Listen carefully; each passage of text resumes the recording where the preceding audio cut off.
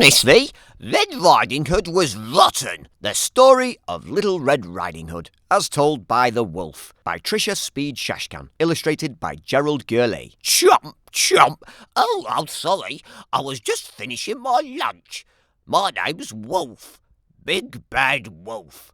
You may have heard the story of Little Red Riding Hood about a girl and her granny. Seems everyone has.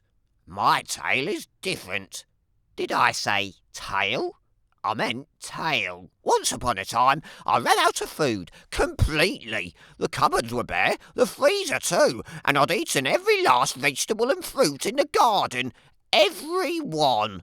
Other wolves might have lunched on little forest critters, chipmunks, bunnies, squirrels, but I'm a vegetarian. That's right, I don't eat meat. Well, I try not to. I love apples. Honey Crisp, Pink Lady, Golden Delicious, any kind really.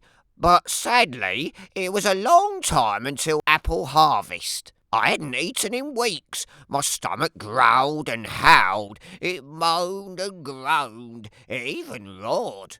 Then my nose took over. I took a whiff. What was it? A girl. I took a whiff. What was it? Cake? Butter? In this forest? I had to investigate. And there she was, Little Red Riding Hood. She looked as plump and juicy as a big sweet apple. Little Red waved her cape.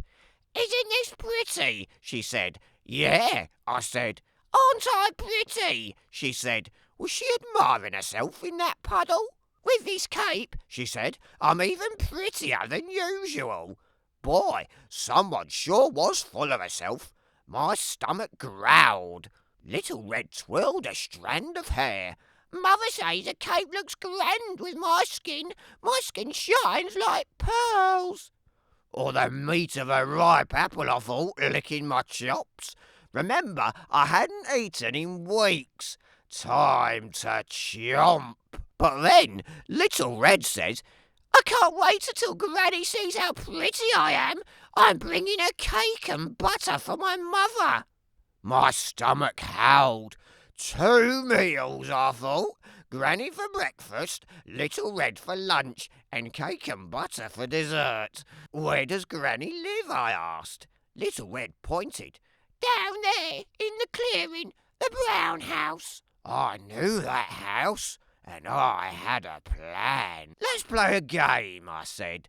Little Red smiled. I'm awesome at games. I bet you are, I said. You take this path, I'll take that path, and let's see who arrives at Granny's first. I will, she said. I'm the prettiest and the fastest. I'll bet you are, I said. My stomach moaned. Before it groaned, I ran. No one knows the forest like I do. I chose a shorter path. Sniff, sniff, I took a whiff. What was it? Apple air freshener? Tap, tap, I knocked on the door. Who's there? Called out a voice. Your granddaughter, I squeaked. I brought you cake and butter from Mother. Door's open, Granny said. Granny tugged at her nightcap. Green, she said. Isn't it pretty? Pretty like a Granny Smith apple, I thought.